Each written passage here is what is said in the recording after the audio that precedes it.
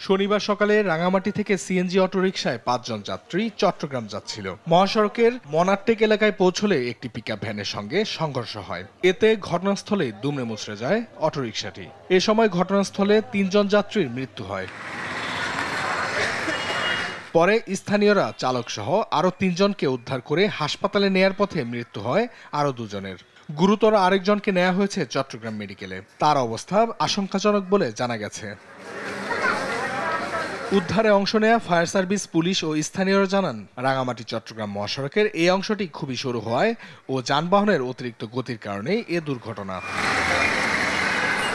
ঘটনাস্থল থেকে পিকআপ ভ্যানটি জব্দ করলেও আটক করতে পারেনি চালককে।